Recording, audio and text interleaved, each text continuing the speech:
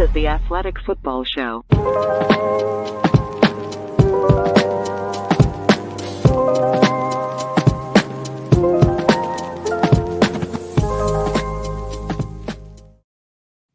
Welcome to the Athletic Football Show. I'm Robert Mays. Joining me today, it's my good friend Nate Tice. Nate, how you doing, buddy? Doing well. I have gone on rants about how I hate how the season breaks up inconsistently now that we have to go through 6 weeks is 1/3. We're entering the halfway point now, and we still don't know anything about the NFC or really what's going on with this NFL season outside of a couple of teams, but that makes it fun. But we're hitting the halfway point. It's kind of crazy to think that we're now in November. This is the stage of the season we're hitting in right now. So the halfway point is here. We're going to talk about some storylines and things to dig into that have kind of started to unfold over the first half of the season. Things we've been dancing around a little bit, but now it's kind of time to jump back in for one reason or another. We're going to talk about Tua, where I was wrong about Tua, where they have maximized Tua. We're going to get into that whole conversation. Obviously, that's been on the back burner because he's been hurt for a good chunk of the last month. So now we're back, and now it's time to have that chat. We're talking about the Rams and the Bucs playing what I think kind of amounts to a loser leaves town match between two teams that were NFC contenders heading into the season. Talk about some of the new faces on some of these teams after the trade deadline, what it might look like schematically in ways that I didn't really dig into with Barnwell or Sando earlier this week. But we want to start by talking about the Chargers and Justin Herbert and why this just is not the offense or the team that was promised to us coming into the season.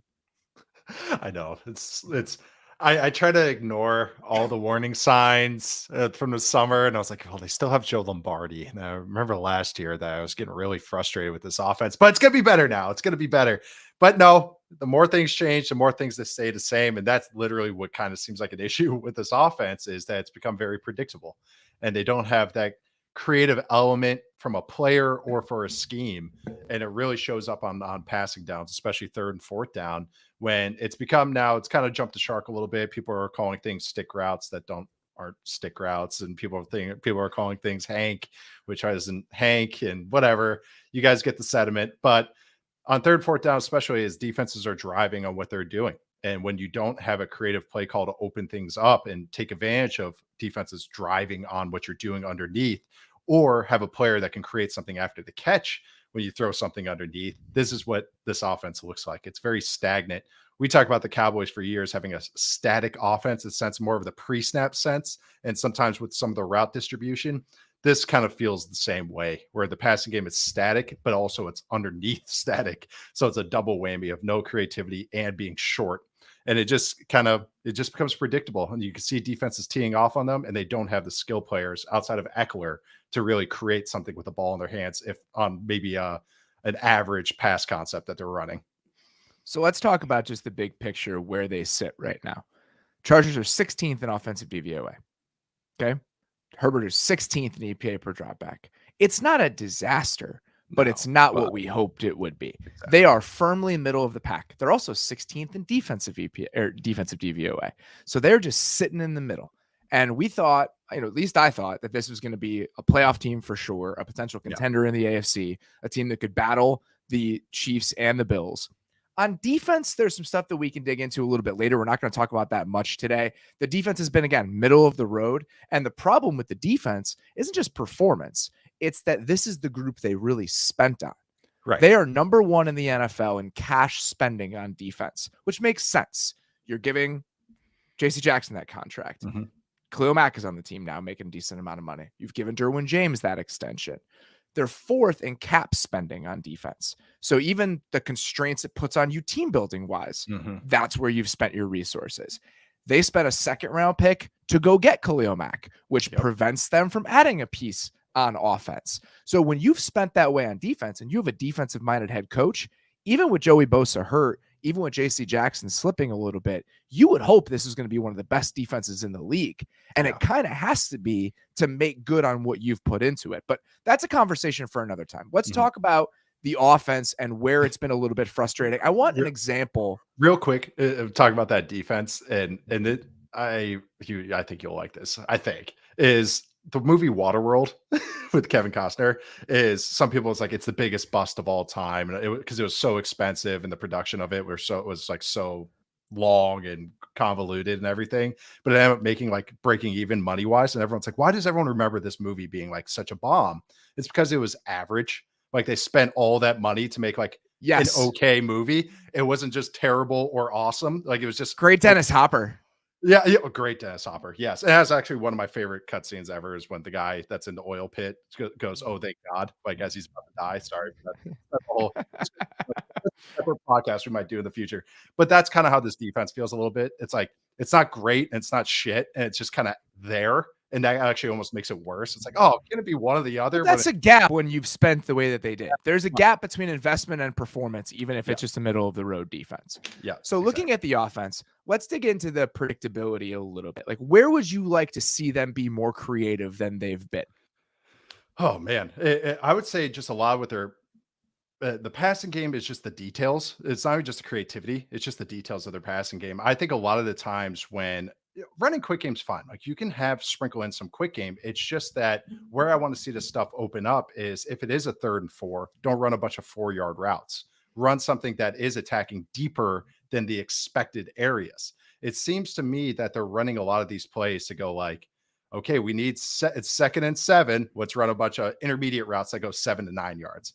Rather, you can get 20 yards when it's 2nd and 5. Like that doesn't hurt Dolphins.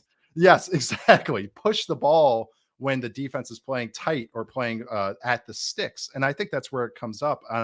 Their run game it's okay. The Browns kind of made them look a lot better in the run game wise than the Browns run defense against them. But I would say in the run game, it's very at you. It's very like a downhill kind of run game attack, which is okay. Eckler's a hell of a player, but there's just no creativity even in the run game. You don't see the kind of change ups off that, the wind back run play, the counter pitches that a lot of these good run game offenses have or run offenses have. And on top of that, with the passing game, it feels like it's just a details and personnel thing. Like some of the passing stuff is fine. It's just that it all just feels like one-off plays. Like it's just like we're running this to do this. Oh, it didn't work. We'll never come back to it again.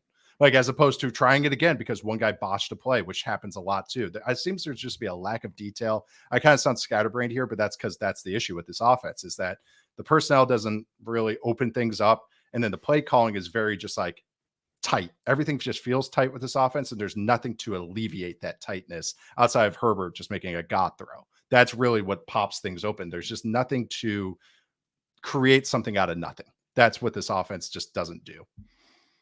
Coming into the season, you looked at their offensive personnel. The thing they lacked most was speed. Yeah. And and even with Keenan, I know Keenan Allen's been hurt. Keenan Allen is not going to cure what ails this offense. No. I'm telling you that right now. Because when you watch them play, they do not have the players to threaten opposing defenses. No. It's the slowest offense I can remember watching as of late. I mean, you watch the guys that they have. They don't have a single guy out there. DeAndre Carter maybe runs like a low 4, like mid 4.4s. Yeah. He's the fastest guy they have.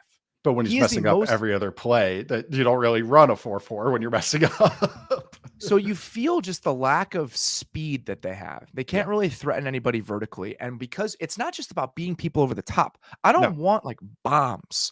It's Justin Herbert. We could talk about this and why this is the case. Justin Herbert is averaging 6.35 air yards per attempt. Okay. That is 32nd of 35 quarterbacks. We've had this discussion a million different times, and there are reasons for that. And we'll get into some of them that are some of his faults, some that are not his fault. But when you watch them play, I don't need them to go bombs away all the time. But there's no space to operate underneath because there's no one threatening the defense vertically. I watched the Dolphins yesterday. I watched 2 games of the Dolphins offense. And then this morning, the first thing I did was turn on the Chargers offense. I can't describe to you how different of an experience it is to watch those 2 teams back to back to back, where you have an offense in Miami that trades in space. That is their currency because of the speed that they have. The Chargers don't have space to operate because they have no speed. Okay. Right. So if you're not going to have that juice and that ability to threaten defenses, you have no margin for error. Everything has to be through a keyhole with the way that you're playing. Quarterback play, everything. The problem is they don't play that way. Their stats, some of these are really troubling. Okay. Right now, The Los Angeles Chargers have the highest percentage of their first and second down runs that go for negative or no yardage. The highest in the league, 26% of their early down runs go for negative or 0 yardage. Okay. No team in the league has had more completed passes go for negative yardage than the Chargers. 14 of them. That's 2 a game. Twice a game, the Chargers complete a pass and lose yardage. Okay, so if you're going to have the most runs go for negative yards at early downs, and you have the most completed passes go for negative yardage, that's way too many negative plays when you can't create explosive plays. Right. And that's the run game is really where a lot of this shows up, because I understand that their left tackle is an all-pro player and that he's out. Again, this is about more than Rashawn Slater not playing left tackle. You look at their run game, and their tight ends are probably, it's the worst run blocking group of tight ends in the NFL. I'm very comfortable saying that with McKitty and with Everett. Yeah. So you're watching all of this, and there's so many negative plays and no positive plays, and that's what we're left with. Yeah. We're just left with an offense that's very condensed, has to do everything right all the time because there's no margin for error, and they're not detailed enough to get everything right. You compare this to a Saints team when Sean Payton was there and Drew Brees was there, who also had to operate this way when Joe Lombardi was the quarterback's coach. Arguably the most detail-oriented offense in the NFL during those years because of Sean Payton. You talk to any of those guys down there. I remember, who's the fullback on those teams? Oh, God. That's going to drive me crazy. The one that's on NFL Network now? Zach Line. It was Zach Line. Oh, okay. I remember being there in New Orleans a couple years ago and talking to Zach Line about some of this stuff. And him describing to me all of the little details they would have about like Sean Payton. Like he would drop his hat during walkthrough or like during install. He'd be like, you need to be here. You need to be in the exact same spot.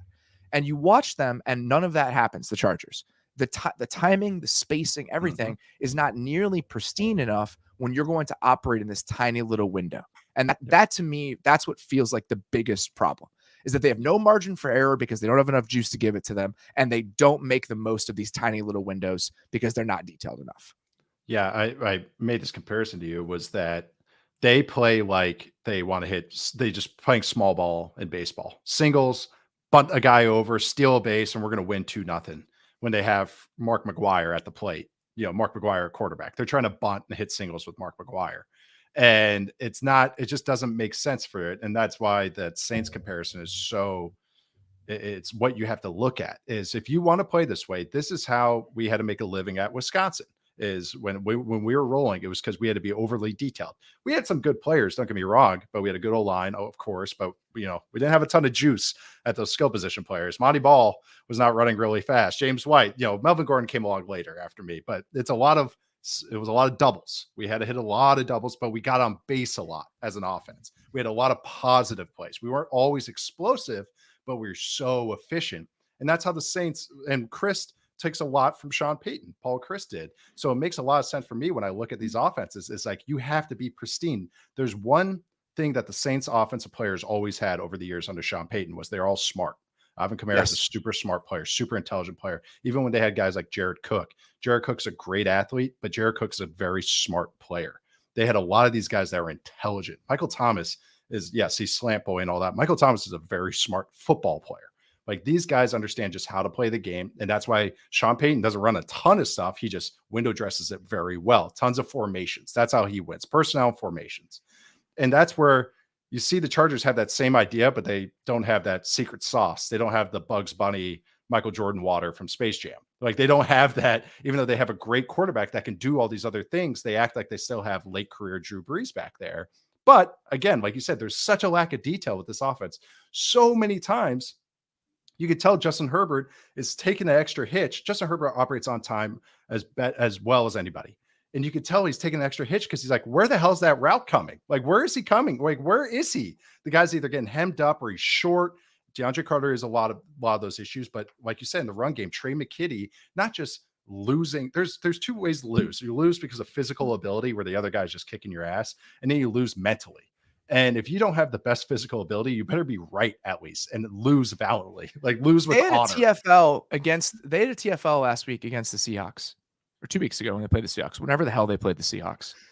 And Everett is coming across the formation and then realizes he's not supposed to do that and reverses course while the pulling guard is coming at him. It's like, this guy's like, you're talking about those Wisconsin teams. If you're going to be built that way, you have to be able to grind teams into dust. Yes. And you can't be 28th in rushing DVOA the way that this team is. So let's talk about Justin Herbert, because I think there was discourse around Justin Herbert coming into the season, some of which I led, that Justin Herbert was ready to kind of take that step to be right in that range with Mahomes and Allen as the best quarterbacks in the league. He has not done that, and the Chargers have not done that. I don't want Justin Herbert to be completely void of blame here. Where has Justin Herbert not taken a step that you want to see, or where has his play been a little bit lacking that might lead to some of the results we've seen from the Chargers offense? It's kind of what going into the season, what I was hoping to see more. I think I just have that Raiders week 17 game in my head around those 3rd and 4th downs. You just rip it at 3rd and 12 every single time. Just try some shit. And he does do it, but sometimes I kind of want to just say F it a little earlier or more often. And I get it. It's, you talk out both sides of your mouth. You don't want to develop bad habits, all those kinds of stuff. But it's like, he's already proven that you could be Mr. Efficient and Mr. Go to the right read every single time. So sometimes I just want him to say F the read, or F this. I'm going to let my guys go make a play. He sometimes does that with Mike Williams. Mike Williams lives that way anyways. But sometimes I want him to just try and rip a throw, because there's just too many times I think he does devolve to this check down a little too quickly. He just has that half second where it's like, I wish he would hang on something on the back end or down the field a little bit longer. And that also ties in, like we were talking about, is that maybe he just doesn't trust those guys to be in the right area for him to try something. And I think that's where it comes up. But like, the best plays, the Broncos game is the one that's vivid to me, was that the best plays were choice routes to Austin Eckler, because he trusts Austin Eckler with his life. And you could tell he does. He's throwing him out in space, and he's letting him throw. Like he goes, okay, I'm hitting the back foot, throwing this spot because I know Eckler's going to go to the right spot on this choice route. But those are his best plays. And that's a hard way to live. Those are nice doubles and everything, but it's, man, that's just a very hard way to attack down the field when they're like, oh, that's the best play you got. It's something that we can rally and tackle at 8 yards. Okay, we're fine with that. But it's just those, I want to see more of that intermediate stuff over the middle of the field, which I know he can do. And it's just a can or won't type of thing right now. So I went back and watched the Seahawks game, and I expected to be disappointed, like really disappointed in the way he was playing. When you look at the box score, when you look at all the stats, and that just wasn't the case. Yeah. You know, there were probably 5 or 6 plays in that game. Like, ah, man, he wants that one back. The interception he threw in the first half, it's like, I don't even know where he's looking. Yeah. He's trying to force a throw in there. There are 2 other guys open. It's just a really bad decision. That was another one where 2 guys were kind of running the same route on that one. The because space isn't great. Yeah. But there's still the guy. I can't remember who exactly it was. He had 2 guys sitting open. The one on the left instead of the middle of the field was open. If he hits that, it's open. There's another play where it's a high-low. He takes the high to Mike Williams. That I'm fine with as a mistake, and when the low was open, because I want him to push the ball a little bit more. Yeah. I want him to do that kind of stuff. The third, keep going down the list here. There are times where I want him to push the ball more, exactly the way that you do, where he's checking it down a little bit too quickly because he wants to make the right choice, even if there is a potentially a more explosive play on the table. And then the fourth thing is he does not play with enough anticipation right now. And I think that is a lack of faith in the offense and a lack of faith in guys being open. Yep. There are a couple plays in this game. He missed a high-low over the middle to Carter that he takes a sack on, and it's a bad play. And I just don't think he trusts anything about the design of the play and things coming open. He has to see it coming open right now, and that's a problem. It's not inherent to the way he plays, because he's willing to rip some stuff sometimes. Yep. You pointed out a throw from this game that kind of pull your guy back, whole shot against cover 2. He threw it beautifully in this game to one of the tight ends. I think it was Everett for a big completion. So he's willing to do that stuff, but I just don't think he's really trusting it right now. Right. All this being said, every single criticism you can have of him comes with a criticism of the offense. Yes. On the first drive, there was a play I wanted to talk about, right? So they have plays that in theory are designed to push the ball down the field. They ran sail on their first drive. You guys can see it here. Okay. Gerald Everett is running the corner route from the number 2 spot on this play. Kobe Bryant, the nickelback for the Seahawks, gets great depth on it. But the whole point here is you're trying to clear out a corner and clear out a cornerback and run a corner route behind it. Whoever the number one receiver is, I think it's DeAndre Carter, just stops like 12, 15 yards down the field. So the corner never gets cleared out. So if Herbert even wants to lay that ball into space near the sideline, there's nowhere to lay it because this corner is sitting there because the wide receiver that was at the number one spot didn't run the guy off. So that's the problem here. In theory, like, could he try to layer a ball over that nickel corner into the second level and hit Everett on that play? Maybe, but there still isn't by design the right amount of space associated with that play. So every single time you want him to take a shot or you want him to rip one, there is nothing about their personnel or the design of the plays that makes those decisions easier on him or those throws easier on him. So it's coming at it from two different directions. He's not ambitious enough, but they're not giving him opportunities. Yeah. I mean, he just makes that's why I like my little section there where I was like criticizing him. I'm like, I'm picking nits here because he does some stuff that's like, oh shit, hell yeah, Justin Herbert. But that's the details. That's why we want to emphasize the details of this route running. Is the Chiefs game on Thursday night early in the season. Justin Reed makes a nice play on third down. The Chargers ran a mesh play. Gerald Everett sat over the ball. Gerald Everett's short on his sit route over the middle of the ball. Because he's short, Reed is able to break on the play earlier because he goes, oh, you're breaking on your route. I'm going to break on that route. Boom, done. Herbert hits the back of his drop, throws it right on time, but because Everett broke early, Reed was able to break early as well and able to make a play on the ball. These things have a domino effect. That's why we want to emphasize this so much. Yes, we can talk about personnel but also talking about physical limitations. Oh, these guys are slow. They can't hit guys over the top. Well, you can still attack over the intermediate parts of the field, but attacking over the intermediate parts of the field is you have to have detail and anticipation because it's freaking hard to throw the ball over the intermediate part of the field, over the middle of the field. That is so hard. That's why I gush about quarterbacks that can do that. That's where a lot of my Trevor Lawrence love comes from because that is a tough area. And I know Herbert can do it, but you have to have trust in the scheme. You have to run routes that attack that, but also the guys have to be detailed. If I throw a bender route on a seam, they have to be at the right landmark. You can't just ad lib and do whatever you want to feel like that. That is not how it works. They have to be at the right landmark so I can anticipate them being at that right landmark. That's why this offense is so frustrating is yes, they are not the fastest offense, but if a guy runs a route at 8 yards instead of 14 yards, or two guys run a dig route, DeAndre Carter has done this several times. There's a Texan game against the Texans on third down. Everett and DeAndre Carter are literally right next to each other on stop routes, like literally could touch hands. And Herbert still pins the throw on Everett. And then you could see Everett and Carter look at each other like, why are you over here? But Herbert made it work. He's hiding. If this was an average quarterback, this would look atrocious. This would look so bad. And he makes it actually look okay at times or good at times because the fact that he's limiting bad plays, like for the most part, it could be a couple interceptions lately, but the amount of sacks he doesn't take. Oh my God. And the floor of this could be so much lower. Worse. There are two more plays I wanted to talk about. One, talk about the trust. There was a play against the Seahawks where there's a little, I think it's probably a stick route from Gerald Everett. Mm-hmm. And Herbert throws it, leaves it outside, but Everett stops. So he throws it right to the corner. It easily could have been a pick six. Yeah. And on the stat sheet in the box score, it's like, oh, pick six, another pick six from Justin Herbert. It's like inaccurate throw. Yeah. He stopped. And that happens all the time. So when you don't trust those guys, that's where your lack of anticipation can come through. You're not anticipating throws because you don't anticipate those guys being where they're supposed to be. And there was another one that drove me insane. It was play action out of heavy personnel, and they ran a slant to DeAndre Carter behind it on like 1st and 10. Okay.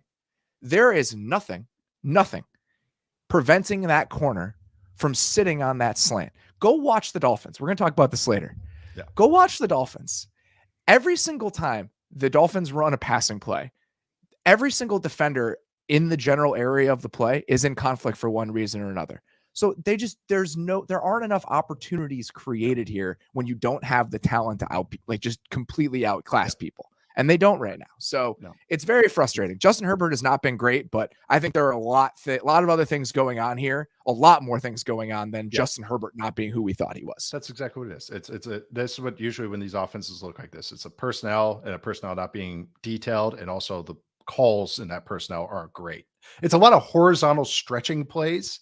And I get it. They don't have vertical speed, but there's still ways to attack vertically. You have to create triangles in the passing game, and they just don't seem to create those triangles. So like, even though I'm talking about both sides of my mouth, but they're just not attacking where defenses have to worry about getting attacked deep. So that's why the horizontal stretching isn't working, because they're not getting attacked vertically. So it's just a redundant offense, and it happens on all three downs, and that's what makes it frustrating. All right, let's talk about a couple of guys that got traded this week, some faces in new places. Let's start with Roquan Smith in Baltimore. You and I haven't gotten a chance to talk about this. I've chatted about it with Sando earlier in the week, but schematically, what do you think is the motivation for the Ravens to go get a guy like Roquan Smith? He's a sound two-way linebacker that, and on a defense that runs a little bit of everything, he can run a little bit of everything. He's going to shore up the mistakes that the Ravens defense might get into, especially when they have Patrick Queen running every which way. The Ravens defense it's not the most blitz happy defense, but they will run some exotic blitzes. They run some simulated pressures. They run every coverage under the sun. This is a linebacker that can do that. He can run every coverage. He's a very heady player, also plays well against the run. That is just going to like shore up a lot of mistakes that have happened on this Ravens defense. I think that's more than anything. He's a mistake eraser. That's what Roquan Smith is, who also can just do everything well. I think he plops in perfectly on this defense because of what they do on a down-to-down basis. I went back and watched the Ravens-Bucs game. I was like, all right, well, who's he going to replace? What do they need him to do? And there was a play literally on the first drive of the Ravens game against the Bucs where Patrick Queen blitzes, okay? And it leaves Malik Harrison in coverage. And the Bucs throw the ball to Chris Godwin on a little crossing route, a little deep over off play action that goes for 40 yards because Malik Harrison doesn't get enough depth in his drop. And I'm watching that play. I'm like, that's it. It took me 6 minutes and about 5 plays to figure out exactly how Roquan Smith fits into this. Yeah. Because that's it. Like, you just need somebody next to Patrick Queen that you trust in coverage, because Patrick Queen is best moving forward. If you want Patrick Queen to unleash himself within this defense, him as a blitzer is the best thing that he does on passing downs. And that, if you have Roquan Smith in there, it allows you to have somebody that allows Patrick Queen to fit into like the best version of himself. Yeah. And I think that's the coolest part about this. And then the other thing I thought was really interesting is that the Ravens have used dime on 62 dropbacks on third down this season. That is tied for the most in the NFL with the Titans, who we're going to talk about later. The Titans version is I guess it's somewhat similar in that sense that dime look is created by a lot of 3 safety looks. Yeah. And that's what the Ravens want to do, right? You with Marcus Williams out, you have 3 safeties on the field. So, but they don't blitz a lot out of those looks. So if you're going to have one linebacker in those dime looks on third down to play coverage, wouldn't it make sense for that guy to be Roquan Smith instead of Patrick Queen? So when both of them are on the field together, Roquan allows Patrick Queen to do the things he does best. And in situations where you don't even want Queen on the field, like those dime looks, you can just take him off. And Roquan is now your coverage linebacker on third down. So I think it makes a lot of sense considering the guys they had. Josh Bynes was hurt last week, so it's Malik Harrison and AJ Klein who got sent to Chicago in that deal. But whoever it is next to Queen, Roquan Smith is a lot better than that person. I said this to you on the pre-show, but it's their own version of Levante David and Devin White, where Levante David shores everything up. He makes everybody points everyone in the right direction. And he's a sound, balanced player. He does everything well. And then Devin White's point and shoot. Go there, Devin. Go man up with that guy or run and blitz that guy. And it's perfect. It's exactly how those two fit in. No, but Roquan's a good blitzer too. That's what's actually pretty cool. Like he does everything well. Like that it's a useful player, a good player.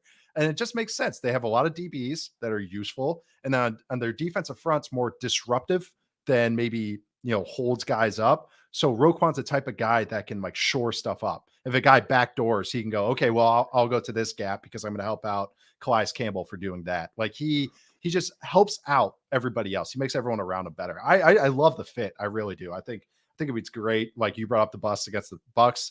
There's one against the Dolphins on a touchdown where Patrick Queen doesn't run with number 3. And so number 3, Jalen Waddle's just running scot-free down the middle of the field. Just those things Roquan is going to help out. So I love the match of personnel and scheme here. There was a play, I think on the first or second drive against the Patriots, when the Bears played the Patriots. And the Patriots ran a play action pass, and Roquan Phil's hard. He does bite on play action. He's a very good run defender. He's very aggressive. So he takes 2 hard steps forward, realizes it's a pass, gets underneath the little in-breaker that Hunter Henry is running. Mac Jones sees that, decides to pull it down, and then checks it down to Ramondre, and Roquan makes the tackle on the check down. So he plays the run, gets back, gets underneath the second level route, and then makes the tackle on the check down. And I watched that play. It's like, the Ravens don't have a guy that can do that. Nope. Like just plain and simple. Like the Ravens do not have a player in the middle of their defense that can do that. I just remember I had a hilarious play from Queen early in the season on a play action, and he's like 3 yards in the backfield because he bites on a play action, and then he could have just kept running to the quarterback, and then he runs to cover the pass, but he's like so far into the fake that it's like by the time he runs back to the pass, he's only at like 2 yards. But oh man, I just remember that right when you were talking about it, because that's the difference between Smith and Queen, is that exact comparison right then and there. The other thing I wanted to talk about just very briefly, because I don't think we talked about it in these terms when we discussed it with Sando. The idea that the Bears traded Roquan Smith for Chase Claypool, and that Roquan Smith is much better than Chase Claypool, right? Because it was a 2nd-round pick, right? So yeah. Chase Claypool is going to be on the team next year. Yeah. Roquan Smith is a free agent. Long gone. Like, and they were not going to pay Roquan Smith, and they are going to spend enough money in free agency to cancel out any comp pick they would get for Roquan Smith. Yeah. So any thought that that's the move that they made, I think is very weird in how people are framing it. It's like, that's not really what it is at all. That, so I many people have said that, and it's like, Roquan Smith was not going to be on the Bears next season. Like, I don't get this whatsoever. What happened to the whole receiver premium position talk too? Like, what happened to that whole thing? Like, well, that's what I mean. Even if receivers are premium positions and maybe off-ball linebackers aren't, whatever, I don't even think any of that matters, because it's not a 1-for-1 trade-off. It isn't. One guy is going to be on the team next year for $1 million. Yeah. The other guy wasn't going to be on the team next year. Yeah. I don't really understand that, but several people. I saw it as 2 separate things. Yeah. No, that's interesting. All right. Next one here, T.J. Hockenson going to the Vikings. You watched some T.J. Hockenson today. I'm curious what your thoughts are for him in Minnesota's offense. Hockenson is like it's almost like he's like the tight end version of Roquan Smith, is that he does everything well, but nothing great. And it's kind of with Hockenson, and this is, I'm just going to list a stat before we even get into like his physical profile and everything, but this makes sense. The Lions didn't like to use Hockenson as a point of attack blocker. They use him more as the F tight end. So on the backside of run plays, off the ball. The times he was the point of attack blocker were on zone plays. And you know who likes to run zone plays? The Minnesota Vikings. So the Lions run game, they only ran outside zone 25% of the time, inside zone 10%. So just over 35%. Like, they add up. I rounded up. The Vikings run game, 44.5% outside zone, 18% inside zone, for a cool 62 and change zone percentage for their run concepts. That's almost double. So you're going from 35 to 62. So just under double. That matters because the Vikings run 11 personnel a ton. And when they do run the ball, they're running a ton of zone. Obviously, this matches up. So it's a better stylistic fit for Hockenson to be a Y tight end. And as a pass catcher, as a receiver, he's more balanced. He can go vertical. Like, he's good going vertical. Like, you can get him on seam routes. He's great on wheel routes, great on sail concepts. This offense likes to run sail concepts and play action. He would be great on those. It's the Higbee role. That's what you got to look at with the Rams to Vikings comparison as well. And the fact that he's good underneath, he's got good solid hands. He's a perfect complementary tight end. Yes, he has a high pedigree for where he got drafted. We got to disassociate those thoughts. He is not the freaky tight ends. He is a balanced, solid, good starter tight end. Now is in a scheme that's going to let him play wide tight end 100% of the time and doesn't have to move him around based on the run play. So I like his stylistic fit in Minnesota. And I'm not saying that, oh my God, now he's a bona fide Pro Bowler. I just think that he's going to be used a little bit better just because of what they like to do in Minnesota. You saying that TJ Hockenson does everything pretty well, I think is right. Yeah. Before I say this, I want to preface it by making it clear that I'm not being mean. Okay. No. I'm not trying to be mean. Irv Smith doesn't do anything well. Right? There is no plus aspect to his game. Yeah. He is not a good athlete. You look at even with the way he tested, he didn't test well coming out. Like he ran a fine 40, but he's not explosive. And you watch him 6'1" and change. He's 6'1", 240. Yeah. So he weighs 240 pounds and he's not a great athlete. So he doesn't give them a lot. Like he was the tight end on the roster, so he became the tight end. Yep. Even though Hockenson isn't a superstar, he does everything better than Irv Smith does. Oh, yeah. Irv Smith was ceding snaps to Johnny Munt in 11 personnel looks when they were running the ball. Even when they were throwing the ball sometimes, they're running deep overs to Johnny Munt off play action. Yep. Like having T.J. Hockenson within this offense gives them another viable pass target. And teams are running a ton of man against the Vikings. Irv Smith's not getting open against man coverage. One of the lowest yards per route run against man in the entire NFL over the course of the season. Hawkinson's like 7th. He's not Mark Andrews or any of those elite tight ends, but he's definitely a step up from what they had. He's a second-tier tight end. Yes. That's the best. That's the best way to look at Hockenson. But that's great when you have Jefferson and Thielen doing well and KJ Osborne doing what he can do with this type of pass game. It's perfect. Like I going into this exercise like a day ago when we're talking about all this stuff, I was like, okay, whatever, it's gonna be fine. I got more excited about the Hockenson to the Vikings as I kind of saw how the puzzle pieces fit together. And I'm like, this makes a ton of sense. And I'm glad you brought up the Irv Smith stuff because he is a net negative as a player. And now you just got another player that's a positive for your offense. That only helps. It really does. That's kind of how I'm looking at it, is he's somebody that can kind of push the offense forward, where Irv Smith was just somebody who was out there. And that's just kind of how it is. Like, I'm not trying to be mean, but there just isn't, when you watch Irv Smith play, there isn't an aspect to his game. You're like, he's really giving them a lot here. Correct. And I think that Hockenson is going to do that. And there are a lot of plays where they'll have Irv Smith lined up as the number one outside in order to get some sort of man zone tell when they're breaking it up in 11 personnel and defined passing situations. TJ Hockenson, kind of like the Higbee rule, exactly what you're saying.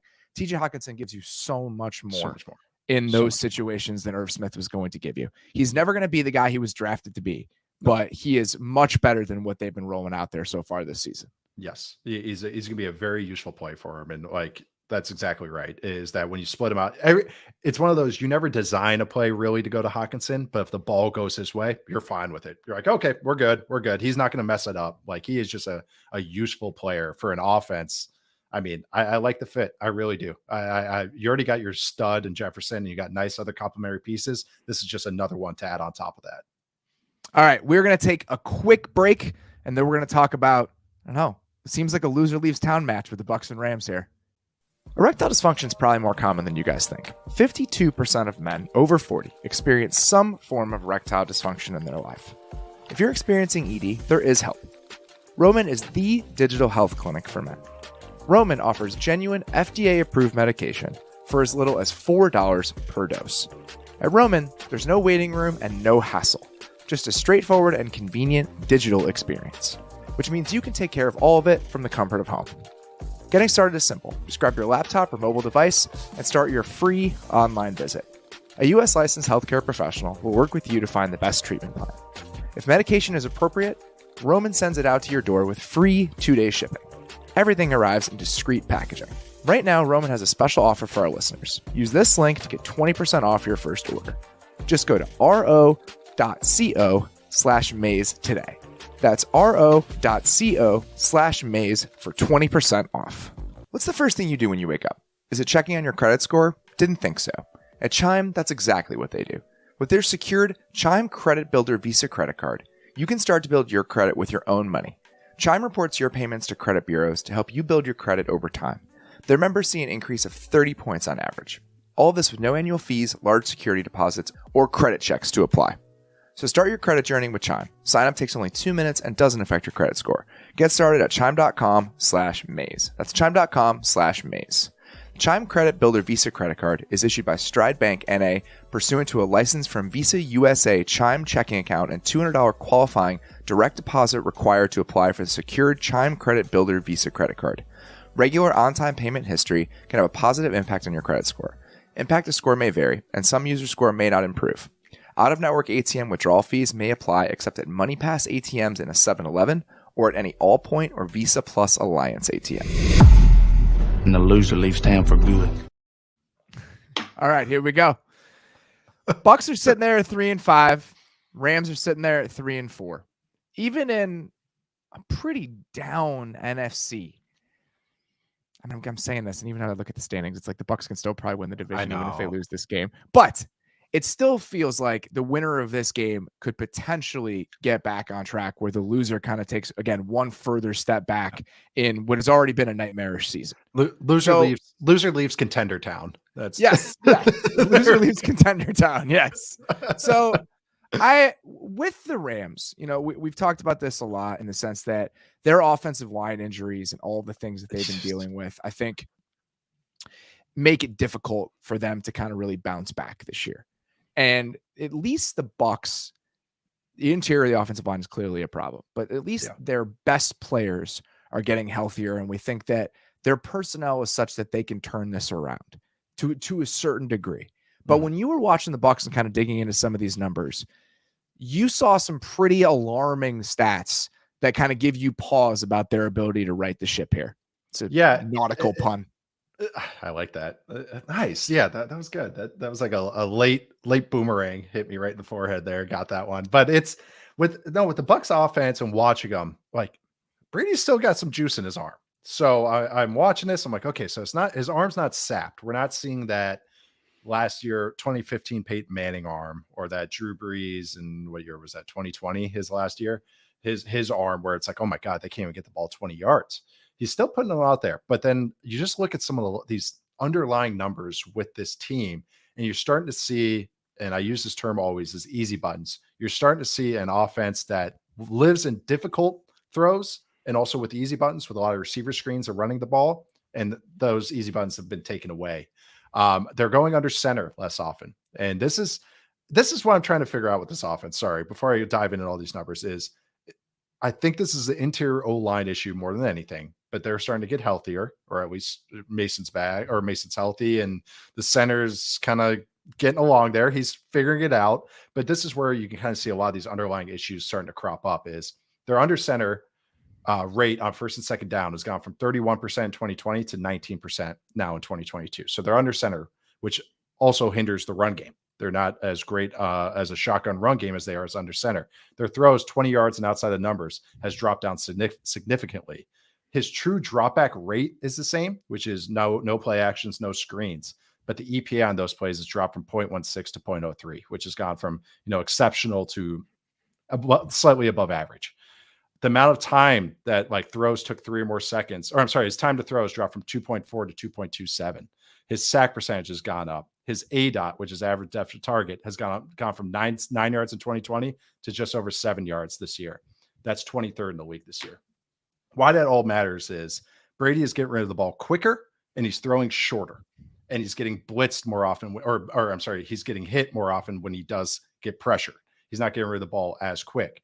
So the problem is, it's okay. You look at his average depth of target, and you're like, okay, he has the same ADOT as Mahomes. Well, it works out for the Chiefs. Mahomes is 5th in yards after catch per completion. Tom Brady is 24th. When this Arians offense, you and I have talked about, I know it's Leftwich, but Leftwich and Arians offense, Leftwich hasn't changed shit. Let's just be honest. It's an Arians offense all the way.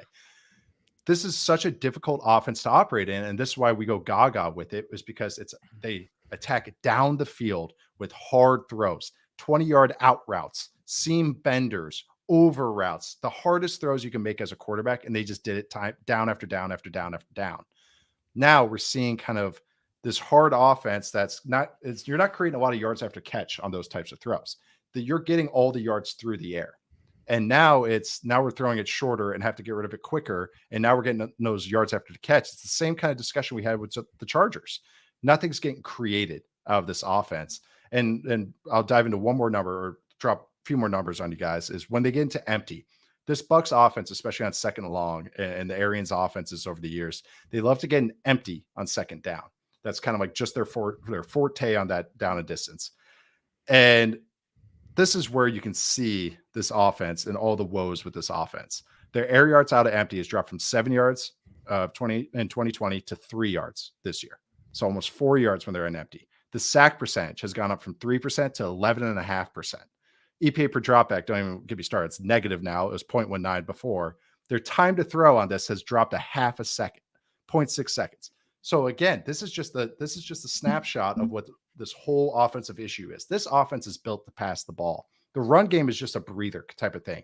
It's just make the defense honor it, make them play their run fits, get those 4 to 5 yards, and just move and live to play another day. You watch this offense, so many more receiver screens. This offense has always run receiver screens, but there's even more now. And now it's just everything's tight and down. Everything just feels tight. There's nothing that's pushing and making defenses have to honor something in the intermediate and deep areas. So it's just, I think it is a little bit with Brady just not comfortable with how the pocket is looking, but he's just getting rid of the ball and just saying, F it, like just so much quicker than he did before. And I think there's just a lot of frustrations with that. And I just think they're running the same stuff. I just think they're realizing as like, oh shoot, this isn't working anymore. And now it's a difficult offense that's not having any easy buttons whatsoever. And this is what it looks like is right now with this Bucs offense. So we're concerned about their ability to turn this around. We're concerned with the Rams' ability to turn this around. It feels like both of these teams are going to be cruising toward a disappointing season in years where we thought they were potential contenders again, and they really pushed their chips into the middle, right? I mean, the Rams, the amount of cash the Rams handed out this year to give extensions and push money into future years. We know about trading the draft picks, the amount of cash the Bucs spent this year, and the amount of salary cap tomfoolery involved with that because they're trying to make sure they're maximizing the 2022 season. Both of these teams wanted to do everything they could to keep the pedal on the ground and see if they could push this thing and maybe win another one. Doesn't seem like that's probably going to happen. So I ask you this. If you could be the Rams or the Bucs over the next 12 months, who would you want to be? Oh, I would say the Rams just because I know Stafford isn't retiring after this year. And at least I have a quarterback. Oh my God. Matthew Stafford has $75.5 million in dead money on his deal next year if they moved on from him. 75? That's hilarious. If you look at this, okay, the Rams have, as it currently stands on Over the Cap, the Rams have $7.7 million in cap space. Okay. Usually when you look at these, there's like one or two contracts where you can move on and save some money. Yeah. The Rams don't really have any of those.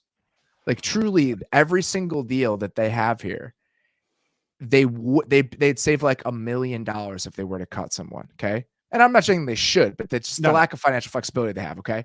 Leonard Floyd would be 19 million in dead money if he was cut. Jalen Ramsey would be 25. Okay. Matthew Stafford would be 75. Rob Havenstein would be 22. Allen Robinson would be 27. Yeah, okay? Joe Noble, Robinson, right? 13 million. They have signed all these deals. Like all of these deals are multi-year deals. These numbers are indicative of the fact that there are a lot of guarantees left in these contracts beyond this season. So they've committed to this version of the roster financially with the contracts that they've handed out. And they don't have that many draft picks. I know to recoup it all. So they don't, and this is. I'm changing my answer to the Bucs, but I'm just terrified of who's playing quarterback for them. That's fair. It's a fair thing to worry about because we can get into that. If you look at the last few years from the Rams, okay, the 2020 NFL draft, the Rams did not have a first round pick traded away in the Jalen Ramsey trade. Yep. They had 2 second round picks. One was Cam Akers, one is Van Jefferson. Cam Akers, they've actively tried to get rid of this entire season. Van Jefferson has barely played. Dude, we got daily updates on Cam Akers trade stock. Like, I've never seen anything like that. That was every day we heard about Cam Akers and who they're trying to trade him to. 2021, traded away their first round pick. We know this in the Jalen Ramsey trade. Second round pick was Tutu Atwell. 2022, no first round pick, no second round pick. First round pick goes away in the Stafford trade. Second round pick goes away in the Von Miller trade. This is what you're left with. Like you have to, this is the reaping and sowing meme. It's like when you're trading away all those picks and you're winning all those games, it's like, fuck yeah, let's do this. And then when you get left with it at the end, it's like, this is pretty rough. Like they just don't have that many young, exciting players on the roster because they traded their picks away. And that's okay. When you win a Super Bowl, it was justified. It's all worth it. But this is what you're left with. Yeah. No, that's exactly it. It was worth it last year, but this is the flip. This is the other side of the coin. No, I like how you phrase that though. Young, exciting players. Like they have stars. Don't get me wrong. Kupp, Stafford, Aaron Donald, Ramsey. Those are stars, like stars. But who's like some young first or second year guy that's like, wow, they're really giving him some more reps. And they're really, I know Skarsgård, regardless, outside Skarsgård, but the fact that they have to play Skarsgård, their day 3, 7th round pick, this many reps, this many snaps, who else they got to give it to? Like, they don't have anybody else to give those to. They're, what's his face? Powell. They're giving all these touches to Powell because they have nobody else to give them to. Like, so that's why he's setting a career high in touches. And this is what it is. And that's why, yes, the draft is a crapshoot, but that's why you want those picks. That's not talking out both sides of your mouth here. It's, yes, you traded those first rounders for a bona fide dude in Ramsey and Stafford and all that. But that's when you go 50, the coin flip of the draft is when you don't hit on those guys, when you go over on Akers and Atwell. And now, Jefferson's fine, but he's a complimentary player, but it's not like a guy that he's not a needle mover. He's a role player. But that's the thing. They have no needle movers of any of these guys. They have guys that are fine starters on the guys that they did hit on. So that's the difference. They don't have needle movers of guys they drafted. The guys that are the highest investments on this team, like contract wise, personnel wise, whatever. Aaron Donald is 31. Jalen Ramsey's 28. Cooper Kupp is going to be 30. Leonard Floyd is 30. Rob Havenstein is 30. Allen Robinson is 29, going on 30, and looks like he's 35. They are an aging team because of the way that they've built this thing. Yep. And I think that allows it to go off the rails pretty quickly. Let's get to the Bucs. Do you have any guess about how much the Bucs are currently over the 2023 salary cap? Oh, they're already over. $8 million. It's a good guess. The answer is $41 million. The Bucs do have some flexibility here. I was wondering, but not a ton. Yeah, I know, because they did Davis. I remember when they re-signed Carlton Davis, I was like, well, they need to save some money somehow. They just, swallowed him back. Carlton Davis on a brand new deal. Vivea on a brand new deal. Ryan Jensen on a brand new deal. Chris Godwin on a brand new deal. Shaq Barrett on a brand new deal. Like, this is how they navigate. This is going to be really interesting. Their best move here is to somehow draft a quarterback, because the rest of the team is theoretically built to win right now. Yep. And if you can save some money on quarterback by getting a guy in a rookie contract, it's probably the best way to thread the needle that you're currently looking at. So the Bucs are 3-5. If the Bucs, somehow this thing went off the rails and they were really bad the rest of the season, they were picking in the top 10, and you can maneuver up to try to get a guy, or just say fuck it. If we're picking 17th, do we just do everything we can to get to the 10th overall pick and pick whatever quarterback is there? Because it's the best way to salvage this team building model that we have right now. I think there's probably an argument that it is. There is. I mean, I know that's the thing with the Bucs, is that they've you list off all those contracts. Those are all good players. They have a lot of good players. They have a lot of good players, but it's just the quarterback question, which is, like most teams, but this one's just so unique, involving Brady and everything. But no, that's the difference with how they're kind of sitting. God, but that's the thing. If it does bottom out and Tom Brady goes, oh man, I just took a little too many hits there, and I don't know, this last 8 weeks, I don't know if I'm really feeling it.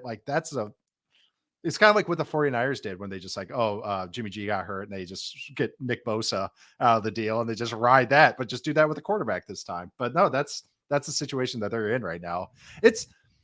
I got to bring, I know we're talking about the Bucs, sorry, but I got one stat about the Rams that I do have to rattle off right here. Is their rush success rate in the run game is historically low. It's 31.2% of rush success rate, which is 313th since 2012.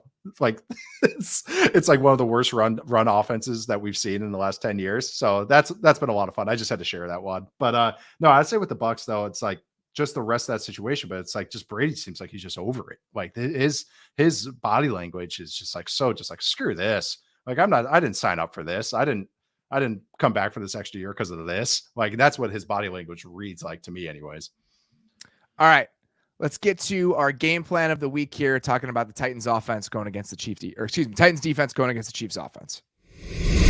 So Frank, here's the plan. All right. I wanted to talk about this for a few different reasons. One, just a team and a unit we don't talk a ton about. We talked about the Titans last week, but probably not enough.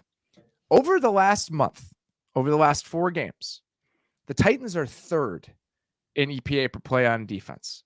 Okay. The Titans are 10th in defensive DVOA over the course of the entire season. Do you think an average NFL fan could name 3 players on the Titans defense? Oh, no. Absolutely not. Jeffrey Simmons, probably. But even Jeffrey Simmons wouldn't be probably listed by a common NFL fan, even though he's like an all pro level player this year.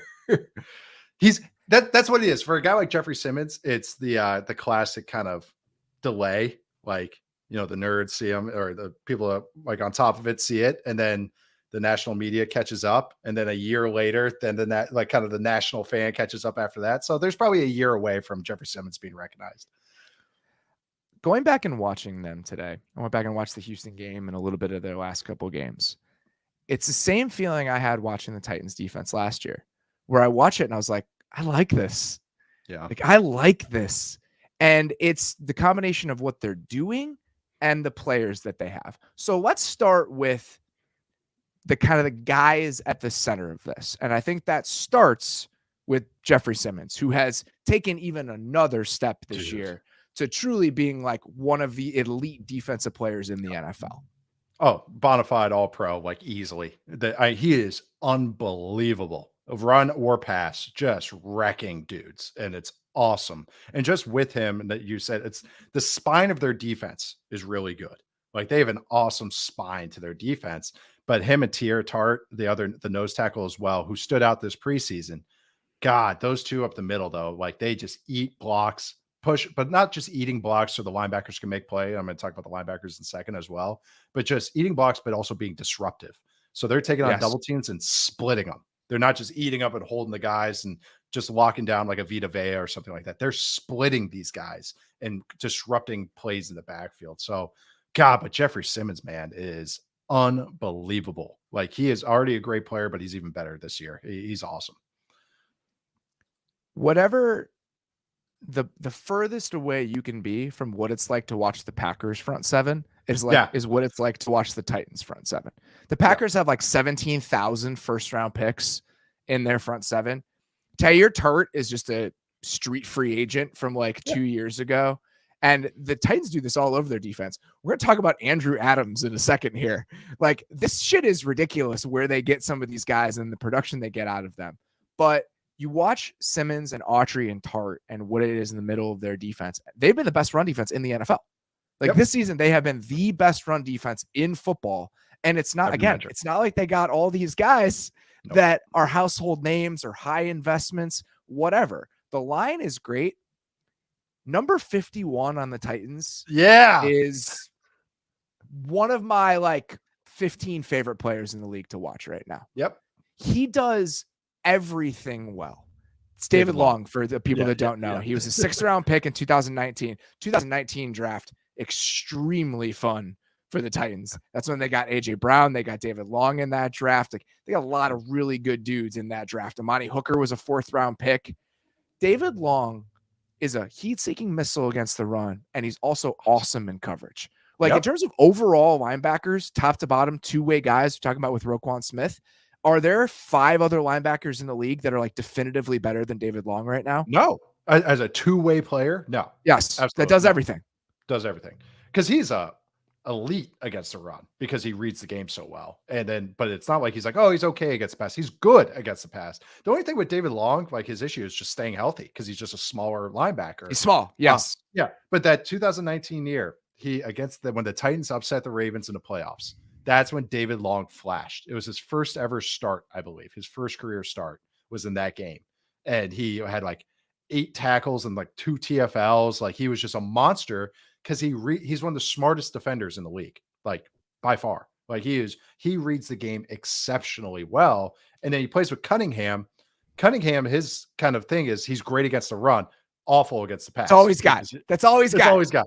But it's awesome watching this team against the run. So they have these dudes in the middle. They have Autry and Bud Dupree setting the edge, so no team can get outside. So everything is condensed. And then on the middle, Simmons is wrecking the guard. And then they got 2 dudes that can play the run at linebacker, and so they just blow everything up. It's awesome. It's like it's really fun to watch. Watch them against the Texans. Anybody wants to see this, because it's like they just wreck some fools. And then now, so talking a little bit about their personnel and the way it's deployed. We talk about guys getting put in good positions, and maybe the Ravens trying to get Roquan Smith in there in those dime looks. The only team that has played as many dime looks on third down this year in the NFL as the Ravens is the Tennessee Titans. Okay. Super interesting. Titans, you put Long out there, you get Cunningham off the field. They do that on purpose. But in those dime looks, they're using a lot of 3 safety looks. Even in certain 5 DB looks, they're playing with 3 safeties on the field because they don't necessarily love their corners right now. Yeah. Terrence Mitchell is their second outside corner right now. Everyone has had Terrence Mitchell on their team. Every single team has had Terrence Mitchell at some point. Okay, just that journeyman guy that you're plugging in off the street. So they'll play these 3 safety looks with Hooker, who's been hurt a little bit, but played last week for a good chunk of it and then got hurt again. Kevin Byard, who is a star, right? Like an all-pro level player. And this guy named Andrew Adams.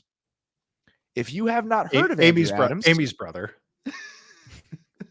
If you have not heard of Andrew Adams, it's because Andrew Adams was signed by the Titans off the Steelers practice squad on September 21st. Mm-hmm. He has come in and like really played for the Titans. Yeah. They've played him, Hooker and Byard have been on the field together for 52 plays, 52 dropbacks this season. Teams have a 0.47 EPA per dropback defensively on those plays. The best defense in the league, dropback EPA, is 0.22.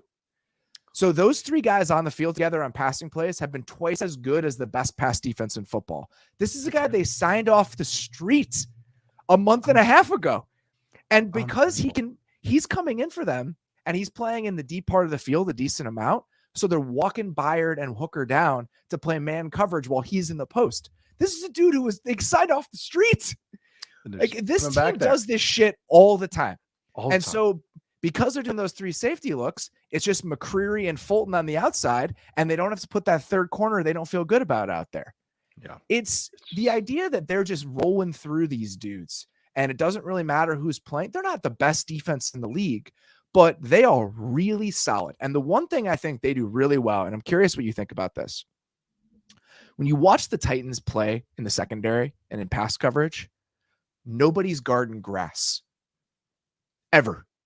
The way they relate to routes and the way that they're making sure that none of their pass defenders are wasted. There was a play where McCreary, they were in quarters, and the number 1 receiver on the right side ran a big over route all the way to the left. And McCreary is in quarters on that side, and he makes the play on the other sideline. And that stuff happens with them a lot. You can just tell they're extremely well coached. They know exactly what their assignments are supposed to be all the time. It's why they kind of have these interchangeable pieces. It is a defense the same way it was last year that just like gives me warm feelings when I watch it, even though they do not have elite players in the way that we would typically ascribe elite players. You know what it reminds me of, and this is probably why it gives you warm feelings, is a little bit of what the Bills do on defense, in the sense that everybody is squeezing and it's body presence. It's they have some dudes like Simmons and stuff and Long, but it's Byard. It's more just that they squeeze everything and they tackle really well. So you're not going to get any cheapies against them. They're going to make you work for everything. Like even they're tied for third on third down. And this is just going in because they have a great third and long defense. That's what we talked about last week. Why we wanted to highlight them was they're tied for third on average distance that teams have to go for on third down. As far as the longest, they're only behind. Teams can't run the ball. Correct. So the teams are only, and when they do pass the ball, they tackle. So it's only a 4-yard, 5-yard gain. It's not like, oh, boom, it's 2nd and 1. They're only behind the Cowboys and the Bills.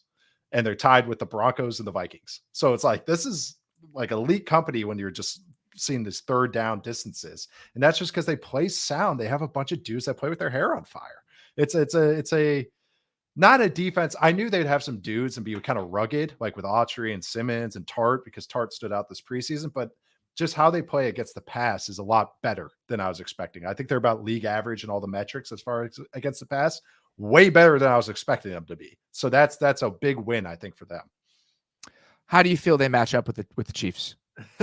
Well, if the Chiefs were a heavy run team, I'd feel pretty good. But the Chiefs like to pass the ball a lot. So The Titans are 22nd in first and second down passing success rate on defense and 26th in defensive pass EPA per play.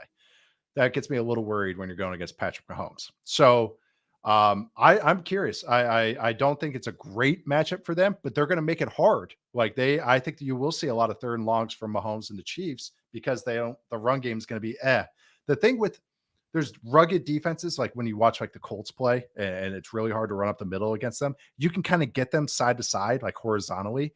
This Titans defense, though, you can't get to the sides, to the edges, which is what the Chiefs like to do because of Dupree and because of Autry. They'll kick Autry out to the side, and those guys kick the offensive tackles and tight ends' ass. So that's where it's the conundrum with this run game. So I think as far as that, the Chiefs match up well with them, or I'm sorry, the Titans match up well with them as far as they match up well against anybody against the run.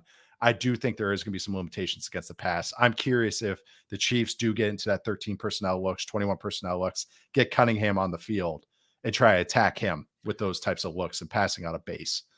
So I think that Hooker likely missing this game with the shoulder. I don't think he's been practicing. That matters to me a lot because I would like to see them just in that big nickel look for like a huge chunk of this game. So Cunningham is off the field. But now if they don't have three safeties, then what does that look like? Right. Because that's the nice part is that they can play man in those three safety looks because Hooker and Byard are both adept man coverage players, and they just put Adams on the back end. So I think losing that flexibility and then maybe having to play a little bit more out of just like a traditional 3-corner look when they don't love those guys, that concerns me.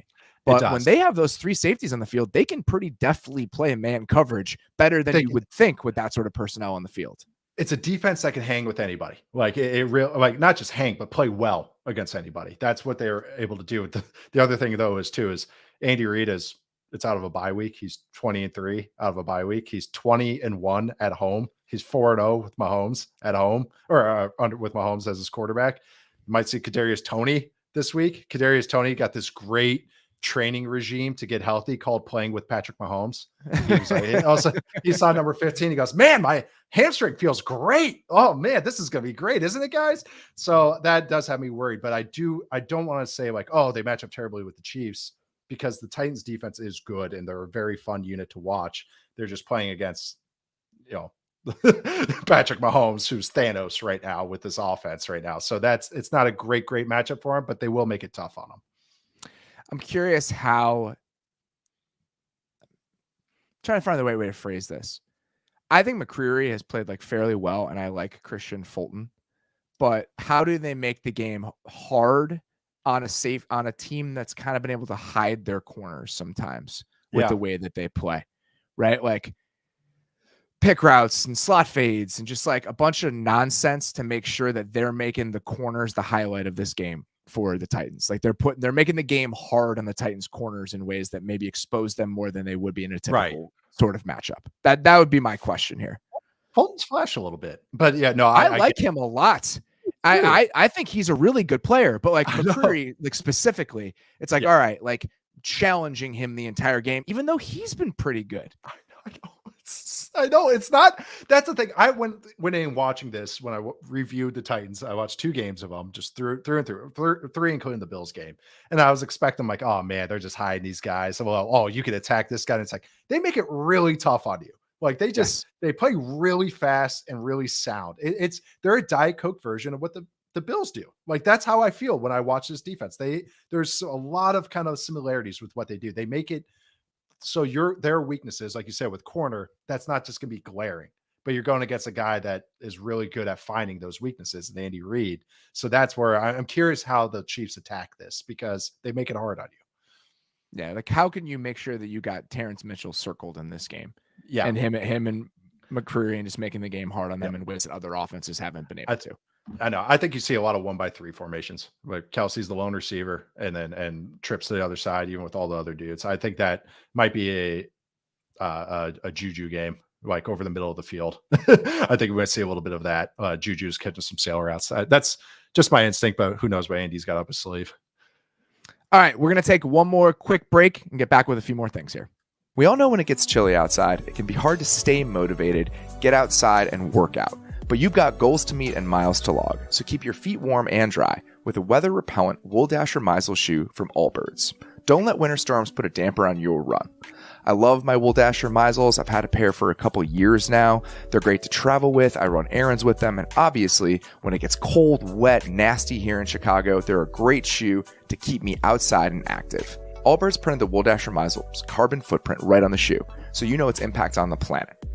And they built the Wool Dasher Meisel with natural materials to have a low environmental impact, so you can break a sweat without breaking the planet. This fall, keep your feet cozy and dry with the Allbirds Wool Dasher Meisels. Discover your perfect pair at allbirds.com today. That's ALLBIRDS.com. Reserve Bar is your online source for premium and luxury spirits, wine, and champagne. And now, Reserve Bar offers same-day delivery. Reserve Bar has a lineup of rare, hard-to-find bottles, premium brands, celebrity spirits, and limited releases that you just won't find at your local store. No one does gifting better than Reserve Bar. Looking for an elevated gift? ReserveBar.com has you covered, and you can have that gift delivered right to your door. Getting into home bartending? Reserve Bar has everything you need. Spirits for the shelves, sure, but they also have every barware tool and glass you'll need to find. Visit ReserveBar.com today and use promo code MAYS to save $10 off your first purchase of $75 or more on spirits, wine, or pre-made cocktails, but only when you use our special offer at ReserveBar.com with code MAYS. That's ReserveBar.com and code MAYS. This offer expires December 31st, 2022. Guys, you've got to do yourself a favor and try Saxx. I've been talking about them a lot lately. They make the most comfortable underwear for men, thanks in large part to their patented ballpark pouch. Saxx underwear is legitimately life-changing, and they just announced Steph and Trayvon Diggs as new partners of the company. They have the softest styles, and their sport line is next level. Athletic shorts, compression tights, all with the ballpark pouch. I love the Gainmaker 2-in-1 short. They've sent me a couple pairs. Really particular about the workout shorts that I use. I like a built-in compression short and kind of really soft material. That's exactly what the Gainmakers are. They've been a regular part of my workout routine and wardrobe for a while now. And here's the kicker. Everything is backed by Saxx's Comfort Guarantee. That's 100% satisfaction or your money back. So head on over to Saxx.com/Maze and get 10% off plus free shipping using our promo code MAYS today. That's SAXX.com/MAYS and promo code MAYS at checkout for 10% off and free shipping. People keep asking if I'm back. Yeah, I'm thinking I'm back. All right. We had a couple good Wick games today. I want to talk about the revenge game factor involved in some of these matchups. Kirk Cousins going back and playing the Washington football team. Huge week for the Washington football fans. If you have not listened to the Football GM today with Randy Mueller and Mike Sando talking about the sale news and all of that, I encourage you to check that out. But congrats to Washington fans for potentially getting a potentially competent owner in here relatively soon. How many wicks, though, for Kirk Cousins playing against Washington? Oh, did you decide this? I would go 3.5. Is that what I think that's exactly what I said. It was 3.5. Yes. I that's about $10 million per wick. That's about what that's about what he's getting. So I think there's a couple different ways to look at this. A listener asked, this is a very relevant question earlier this week and said, if you earned generational wealth in part because of this team, how much revenge is actually involved in it? Important question. So there are two competing factors here. One is Washington refusing to pay Kirk Cousins and refusing to give him a long-term deal. But that's still, with that in mind, he was franchised by Washington twice. And what he got during those 2 years, looking at it right now, it's comical, right? It's like it's $44 million in cash. Okay. During those two seasons where he was franchised. And he parlayed that into a fully guaranteed contract with the Vikings. So while I can understand Kirk Cousins, you like that Kirk Cousins being like, I'm going to stick it to these guys because they refuse to give me a long-term deal. And they've been searching in the quarterback wilderness ever since they decided to let Kirk Cousins go. That part of it is fine. But the reason it's not higher is because Kirk Cousins got $45 million in cash from Washington his last 2 years. That's a good way. That's a good way to sum it up because that's a lot of money. Because what was the Vikings deal? It was 3 years for what?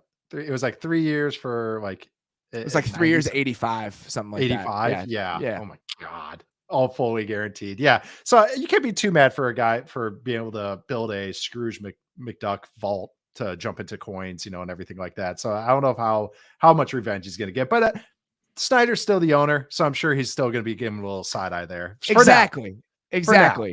I think that's part of it. No Bruce Allen anymore. Like there are guys that are no longer there, but the fact that Snyder's still the owner, I think that he probably wants to play pretty well today. How much money do you think Kirk Cousins has made playing football?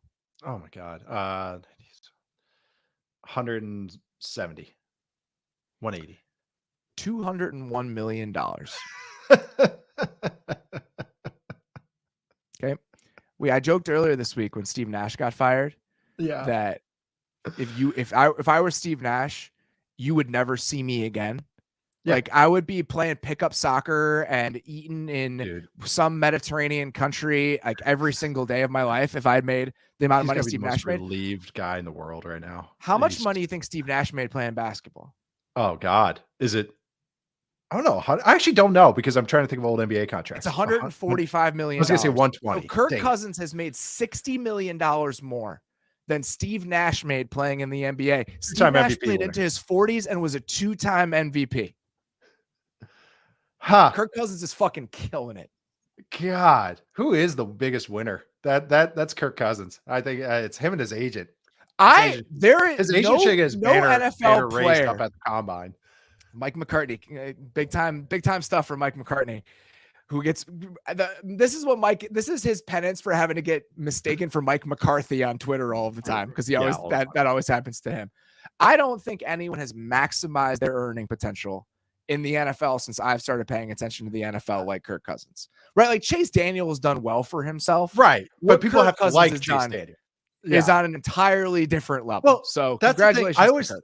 That's what they always say when you get franchised. It's like, well, you have to stay healthy so you can like actually get the next contract. Like, do you like, that's one thing with Kirk Cousins. He like doesn't miss a lot of time. That dude will take some hits and just like acts like nothing happened. I'm curious how week in, week out during those 2 years that he was franchised, like what he was every time he took a hit or like had like a bump or anything. He's like, this doesn't matter. I'm getting paid after this year. Like I wonder if his pain threshold just went to a new level because he knew it's like, if I miss any time, I'm not going to get paid, but it worked out. So credit to Kirk Cousins. I'm getting some texts from a certain podcast guest that we had earlier this week giving me shit about the David Long as one of the 5 best linebackers in the league thing. David Long, name other ones. Like that's what... So I understand that there's probably some. David Long right now, let's say most valuable. David Long is making $1 million this year.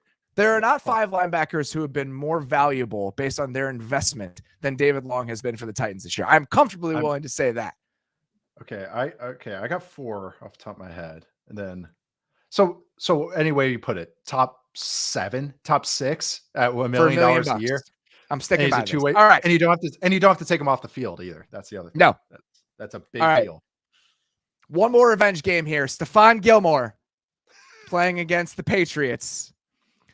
This is a tough one for me. I'm going with 3 wicks, and it's for this one specific reason, right?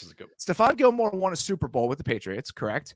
He was the defensive player of the year, reached heights. He made a lot of money from New England, was the one free agent splurge that they made. So some of it is like really, is there a lot involved here?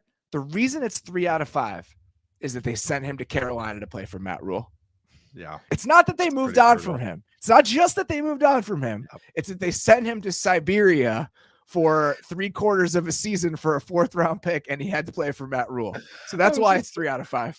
As you were talking, I was just trying to think because gulag was the first word that came to my head, and then I was like, oh, where is it in Russia? Oh yeah, Siberia. And literally, as I thought it, you said it. So that's exactly what they did. They just said, hey, go build a train off in East Russia for the next year. We don't watch anymore. But yeah, that's exactly right. I've mentioned this before. That Teddy Bridgewater interview where he was talking about that they don't practice in situations and they don't go over 2-minute or red zone and like 3rd down and stuff like that was like, it's one that should be just what the Matt Rule era was right then and there. It's like, oh, you're not made for the NFL. And so Stephon Gilmore going from Patriots, where every situation is gone over with a fine-tooth comb and with a magnifying glass, to just vibes and culture coaching in Carolina. So I'm sure I agree with that. I think the 3 stars is justified there. All right. Last thing here before we get into 4th screen and picks. I want to talk about Tua and where we might have been wrong, where I might have been wrong about Tua coming into the season. I did not think even with increased help, that Tua was going to show that he was the guy. I thought he was a little bit too limited. I thought that the offense they built around him last year and just being all RPOs all the time was an indication that they didn't have a lot of faith he could do more than that. And even with Tyreek Hill, even with Jalen Waddle, even with Mike McDaniel coming in, I was like, all right, is he going to be able to show that he is the dude? Or are they going to have 2 first-round picks and potentially have to go chase a quarterback next year? They have 0 first-round picks now.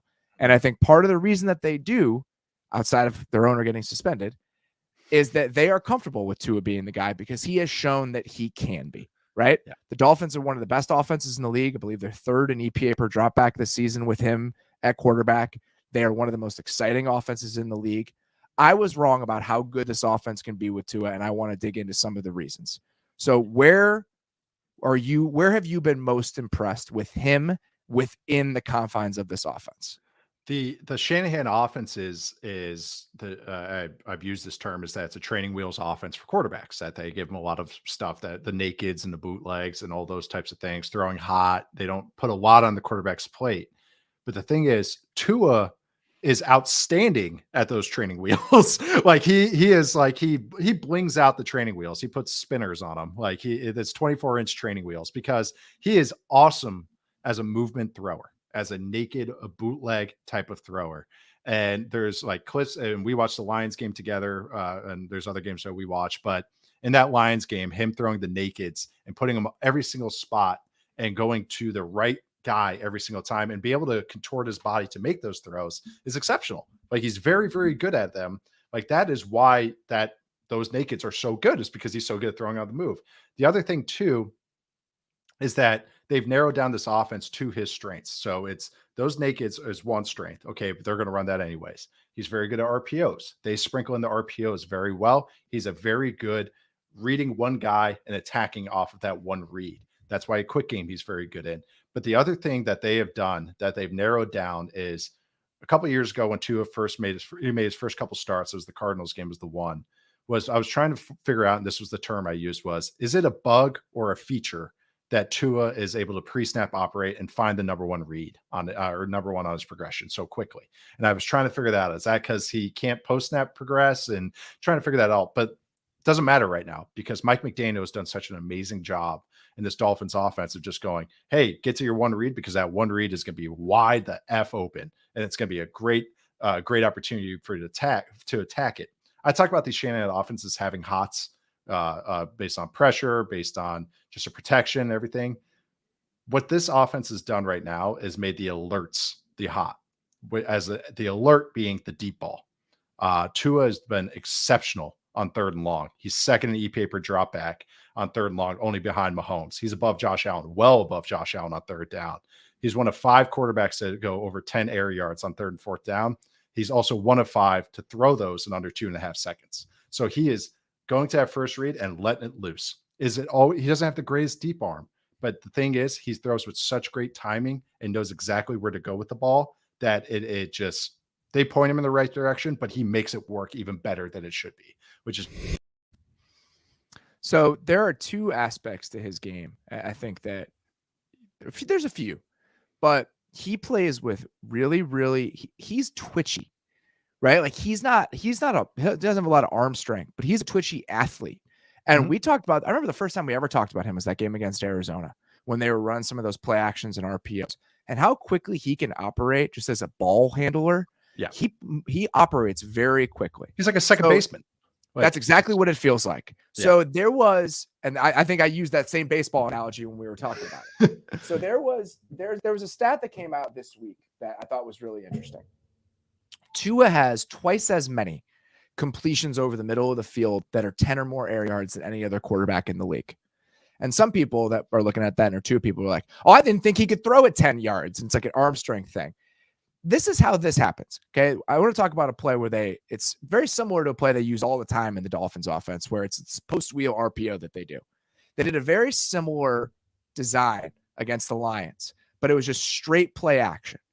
And they're sending one receiver in jet motion to run a rail up the right sideline, and they have Tyreek Hill running a little inside post. The amount of space created on this play, they're putting one defender in conflict. They're having it's play action, so you get a lot of room with the linebackers, and all Tua has to do is read the one defender that is sitting there as the slot corner. If he goes out with the guy running the jet motion, he's throwing the ball to Tyreek Hill. If he doesn't, he can throw the ball back shoulder to the guy running the wheel. He is incredibly good off that play action. I'm reading that one guy, and I know exactly what I have to do after reading that one guy. How quickly he makes those decisions and how much anticipation he throws with. That's what he's really good at. He's a really twitchy athlete with some of these RPOs and these play actions. And he knows exactly how fast he has to get the ball out and where based on one defender. And that's what they've done. The amount of space they create within the offense is better than any other team in the league. We talked about that with the Chargers. And his ability to throw on time and with anticipation into all of that space, they've made one of the best offenses in the league out of those factors. He does an incredible job with that. And they can't run. This is where the Tyreek element and Jalen Waddle element comes in, is teams can't run man coverage against this team. No, because it's just they're 31st in the man. league in the amount of man coverage against the Dolphins this season. So if they're not going to run a lot of man coverage, they run a lot of zone. And when they run a lot of zone, you have to anticipate and throw to spaces, and you're reading a defender as opposed to your receiver. You're reading a landmark. And that's what RPOs are based off of. You read the one landmark. It could be a safety. It could be a will linebacker. It could be a D end, whatever it is. But he's good at that. That's why he's good at RPOs. And he can throw quickly. So that example that you're bringing up, that's what he has become so good at, or is so good at. And that's what it applies to third down as well. The cover zero plays, and this is why I said that they throw the alert instead of throwing just a hot throw, was against the Lions. He had one of the plays that it was a third down. Tyreek Hill ended up having to third and 13. Third and 13 was it's third extra long is how I bucket everything. But it's third and 13 on these plays. Oh, is this the back-to-back plays that you want me to talk about? So there's two plays. No. There was a third and 13 that he threw the cover zero on. That's the one that you're talking about. It was also third and extra long. Yes. So there's two plays I'm going to talk about here, but they're both third and 13. That's actually kind of funny. But okay, so the cover zero one was on this play. The Lions are running their cover zero. They're showing cover zero. And on those cover zero looks, the DBs will be at the sticks. So third and 13, they're at 13 yards, 12 to 14-ish yards. Because what they're taught to do is, hey, they're going to throw hot. We'll rally and tackle underneath. Boom, we're done. So on this play, the Lions get a free runner on it. But it doesn't matter, because this is where that time to throw matters, that he is bottom five or five fastest on third and fourth down, is that Tua gets the snap of the ball and just launches the alert, because Tyreek is on a double move. Well, it's like an inside fade, more or less. And he just launches it, and he's double covered on it. They are bracketing him or they're basically going, we're not letting this guy beat us. And he still beats it, because what the Lions are expecting is that Tua is going to throw to Waddle, who's running on a crossing route underneath. So they think, oh, we flat footed, here we go. But they're making the alert live, which is awesome. I talk about this all the time. It's aiming for the home run going for the home run when the single's available. That is what good offenses do. They get these other yards, these explosive plays when most people are trying to get an efficient play. And he does that all the time. And we'll talk about the Tyreek Hill effect about all this, but he's able to do this so well because they're pointing him in the right direction. It's a perfect combination of skill set and what the offense is doing, not just with quarterback, but also the receivers, and also what Mike McDaniel is doing. They're pointing him in the right direction because he's able to make these pre-snap reads really well. Okay, we'll just design it so the pre-snap read is right. Like, don't make him go to 2 and 3. Just let him go and just place the ball, and good things happen when he does that. He doesn't have a huge arm, but when there's all this space available to them because of what's created within the offense, he can just throw the ball into open space. You don't have to worry about fitting tight window throws in there. And he does a really good job of anticipating where the windows are going to be based on one defender. And that is how the offense is built. They run that post-wheel RPO 5 times a game, probably. It's not the craziest shit in the world, but they dress it up with different players, and the players that they have are really, really good and really, really fast. So it's just this combination of his decision-making and anticipation, how twitchy of a thrower he is and how quickly he gets the ball out, the space created within the offense, and just really smart play design. I'm not trying to discredit him and what he's done because the players are really good. It's all converging together, where his strengths are accentuated and the design of the offense is incredible. They're not asking him to do stuff he can't do. And that's good coaching. And that's what it is. Yes, he doesn't throw the great, or he doesn't have a ton of arm strength, but the thing is, like you're talking about, is he anticipates well, so he maximizes it.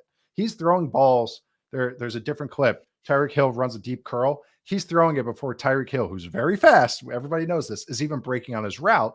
So the defenders, even though they're like, oh, here comes play action. Oh, Tyreek's on a curl. The ball's already going by them by the time they realize what the throw's already happening. Like He trusts the offense. He trusts the guys. Wow. He trusts the offense. Yep. That it's watching the amount of anticipation he can play with because he knows the space is going to be there, and watching what Justin Herbert has to do every single day. This isn't a like, what if Justin Herbert was on the Dolphins? No. But it is you're looking at the gap between why some quarterbacks trust the offense that they're playing in and why some quarterbacks shouldn't trust the offense they're playing in, and why it helps the amount of anticipation that Tua can play with, which is already a strength of his game and one of the things that he does well. Maximizing it. It's so awesome. That wheel RPO one is such a good example of how McDaniel just does a good job. I tweeted it, but in the same drive, they run it 21 personnel, fullback, tight end, bunch formation. They motion Gesicki at the snap of the ball. They have the receiver running the split zone, and then he hits the wheel, or it's really the inside seam route. Then later in the drive or the next drive, 11 personnel, no motion on this one, run the exact same play. This time it's Gesicki running the split action, and it's the same play, and it goes for a good gain. But it's when you're a quarterback and the end picture is the same, but the journey to get there is different. All it does is for the quarterback, it's the same read. I'm reading the same guy. It's the same X on the chalkboard for me. So that's another rep that's easier for me. But if you window dress it as an offensive play caller, look what happens. We can run the same play because we ran it differently technically, but it ended up being the same type of play at the end, which is it's good coaching. They're doing an awesome job there. He's got to read one guy, and he is destroying teams when he has to do that. He is very, very good at that because he plays very quickly, and he's really good at identifying that stuff. The one thing, before we kind of put a bow on this with like why the Dolphins have been good and why Tua has been so good, I'm not trying to discredit him. The Lions defense is awful.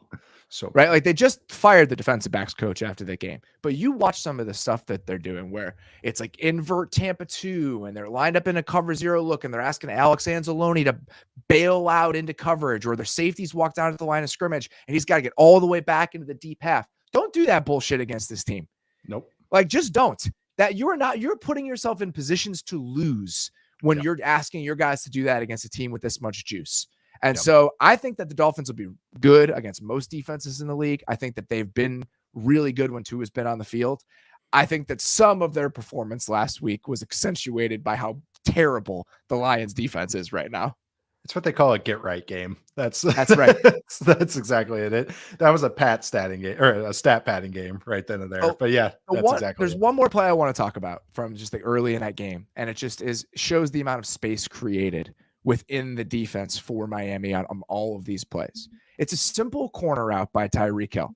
They motion Gesicki over, and so Hill becomes the number 2 receiver in like a really, really tight split. So there's an ocean of space for him to play with on the right side of the formation. The Lions are in cover 3, so the corner to that side has the deep third. Tyreek Hill is open by 5 yards by the time the Tua lets this ball go because of how much space the corner needs as he's bailing out, worried about Tyreek Hill running by him. Right. How much Tyreek Hill changes the contours of the defenses you're playing and the amount of space within those defenses.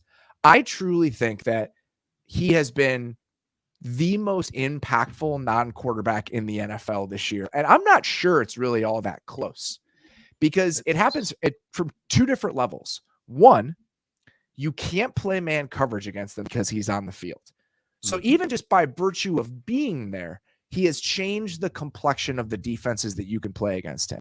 And 2, when the plays actually start to unfold, the amount of space that exists within a defense because he's on the field, there's no one else like him.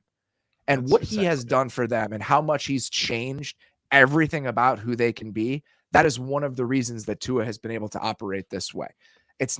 Tua isn't good because of Tyreek Hill, but the amount of margin for error and the amount of space created has allowed Tua's best traits to shine through. Yeah, and then the Tyreek Hill gravity, like what he does is the other 3rd and 13 play right at midfield was they ran a receiver screen. And that's another thing too, is the Dolphins' interior offensive line is not good. It's very not good. And you would never know because of how well they just design everything and how quickly Tua gets rid of the ball. but it's a 3rd and 13 screen. Tyreek gets 10 yards on it, which should have gone probably about 4 yards if a normal person ran it, but he gets 10 yards on it. Now that sets up a 4th and 3. So say he only gets 5 yards. That's a 4th and 8. We're probably not going for it then. But now the Dolphins are going for it on 4th and 3. Then they run a stick concept where Tyreek's the X. He's the lone receiver. So, but he gets double teamed. The Lions have a double team, a bracket coverage on Tyreek, which leaves Jalen Waddle to run a stick route, man coverage with inside leverage because the Lions are running 2-man on that side. So just because Tyreek was able to literally get double teamed and swallow, we talk about nose tackles, swallowing up 2 blockers. That's what Tyreek was doing on that 3rd down or 4th down. So just then and there, just 2 plays. That's the Tyreek Hill effect. The hidden yards are the yards after the catch, and just the gravity of defenses having to honor wherever he is. And they have this other guy named Jalen Waddle who's exceptional as well. All right, let's get to win my 4th screen. It is not our abilities that show what we truly are. It is our choices. All right, each week we solicit some emails for the 4th screen and the 4 box on a Sunday at noon my time, 1 p.m. Eastern kickoff. This one is from Patrick Ahern. Says, I'm never sure how much to read into dreams, but I'm composing this email at 2:57 a.m. Chicago time because the Cincinnati Bengals are tormenting my subconscious, and somehow this is my outlet. I just awoke from a dream in which, playing in an unspecified game of some import against the Dallas Cowboys, half the Bengals team came out wearing the wrong uniforms.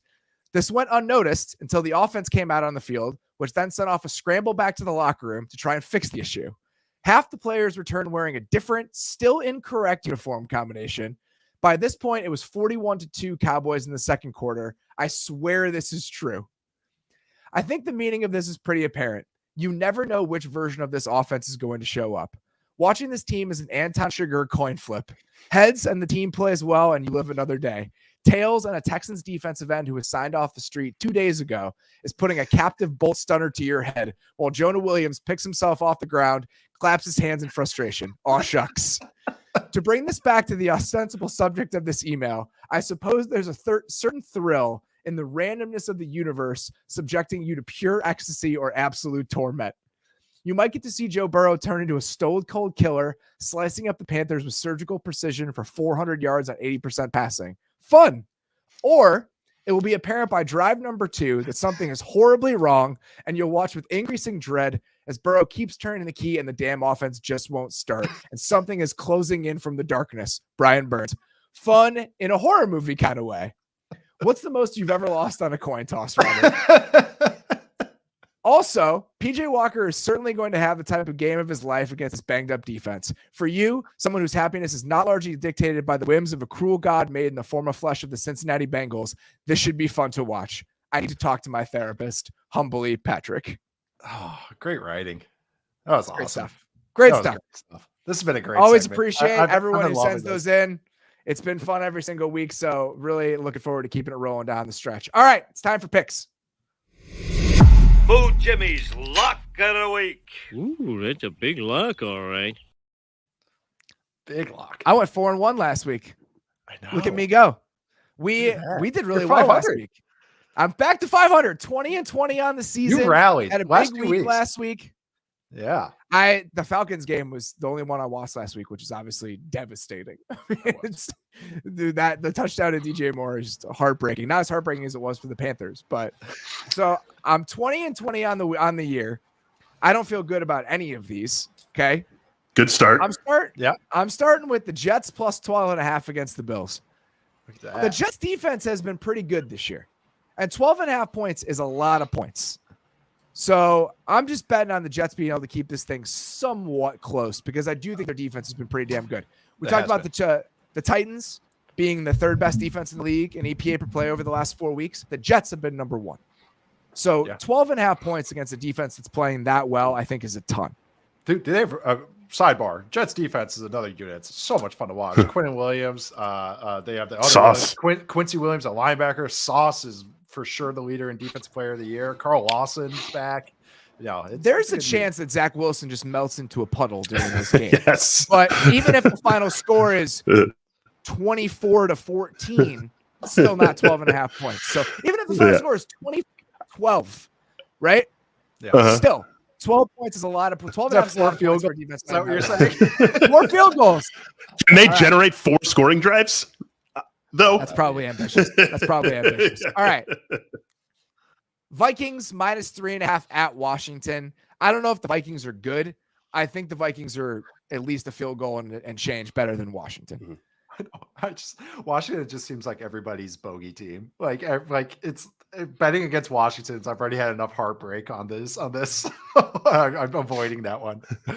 All right. I got Seahawks +1.5 against the Cardinals. Seahawks playing very well. Their defense, I was very impressed with their defense while watching that Chargers game. I know the Chargers are not fun to watch on offense, but the Seahawks are playing much, much better defensively. So I +1.5, I'm taking the fact that they're getting points against the Cardinals and taking that. We just talked about the Titans defense. I think the Titans defense is playing really well. I'm taking them +12.5 against the Chiefs. That's a lot of points. Again, don't feel good about that, but just think it's a ton. And I'm taking the Ravens -2.5 against the Saints because I don't know. The Ravens are playing pretty well right now. Yeah, I went 5-0 last week, which I'm pretty happy about. Yes. I know. I had to double check that. 24-16 on the season. We're getting there. So I'm on the opposite side of a couple of these than you, Robert. I'm the Bills -12.5 at the Jets. I don't know. I just don't think the Jets offense will be able to do much against the boa constrictor defense. So it really becomes on the other side of the battle is how well that Jets defense can play against an offense that, stubbed their toe a couple times last week, but they're really figuring some stuff out on that offense. It's really fun to watch the run game the last few weeks, and Josh Allen is Josh Allen. So it's a lot of points, but I'm still going with it. If it happened a couple weeks ago, maybe not. But now, loser leaves town match. Not only am I watching it, I am betting on it. I love my cage matches. I want to see Mankind getting tossed off the top of the Hell in a Cell. I'm going Bucks +2.5.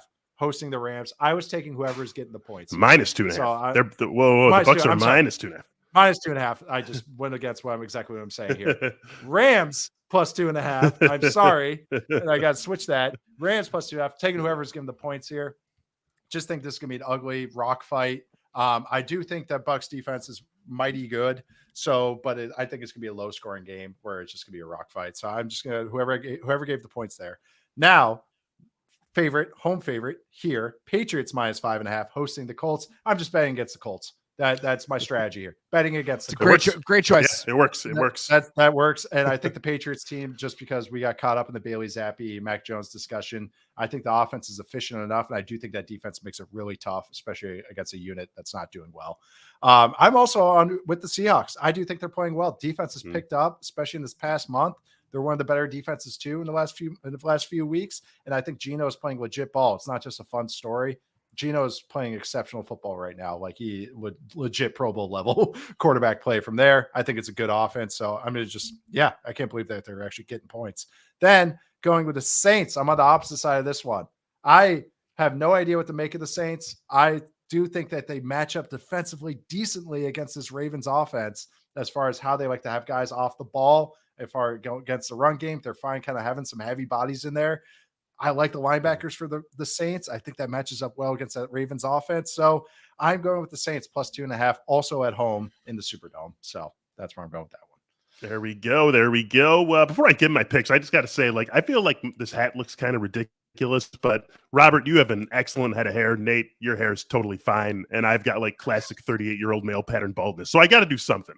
I can't just pop in the end of the show and bring the hair game. You look great, buddy. Don't worry about it. Fine. You look great. I just want to say that. I see it all. But I also see the picks 4-1 for me again last week. So that's 27-13 on the season. One game off the overall lead. Nate, I'm with you on two of these. The ones against Robert. I'm also on the Bills -12.5. Bills have won 4 games by double digits this season. The 2 wins they have that weren't by double digits were at Baltimore and at Kansas City. And their one loss was to a 5-3 Miami team that they outgained them by 200 yards in. So I feel pretty good about the Bills being able to handle the Jets A-OK. I'm also on the Saints +2.5. Something is happening with this offense. With the move to Andy Dalton doesn't feel necessarily right before it happens, but they've unlocked Alvin Kamara in the passing game over the last 2 weeks, and that's been one of the most consistent things for this team for so long. And so getting Kamara as their number 1A receiver alongside Chris Olave has been very good for them. I think they can bring that to bear against the Ravens. So I'm going to go ahead and take the Saints there.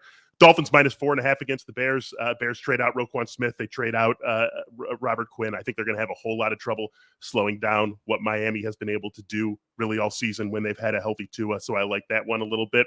I'm going to take the Lions plus 3.5 against the Packers. The Packers over 2 months of this season have shown us nothing to think they should be favored by 3.5 points on the road against almost anyone. I like what that Lions run game could potentially do against the Packers run defense that you guys have talked about quite a bit on this show this season. So I'll take the 3.5 there. Hope that the Lions can keep it within a field goal. And then finally, I'll be honest, you guys, my main reason for picking this last one is because we have to make 5 picks. Jaguars plus 1.5 at home against the Raiders. I think they win. Yeah, they've been within one score in basically every loss. Yeah, exactly. I'm not going anywhere near basically that every loss. So why the hell not? Give me the Jaguars. I love that, and I'm changing my pick back. I'm going with the Bucs and giving the points. I can't bet on that Rams team right now. I just talked myself out of it as I was talking. I'm like, why would I ever do this? No, so I'm going with the Bucs minus 2.5. There we go. All right, another short show today. We're gonna get out of here. If you guys have not, please subscribe to our YouTube channel. If you're listening to this, you click the link in the description of the podcast. We do our Thursday night recap shows live on YouTube. We'll be breaking down Texans, Eagles on Thursday night. So if you guys want to come back and check that out, I encourage you to do so. Please rate and review the podcast on your podcast platform of choice. We really appreciate that. If you like the show, go on Apple Podcasts. Let us know. Leave us 5 stars. Tell us what you like about the show. If you don't like the show, you don't have to do that. Please subscribe to The Athletic. theathletic.com/football show is where you can do that. We will be back on Thursday nights to chat about Eagles and Texans. Until then, appreciate you guys listening. Talk to you soon.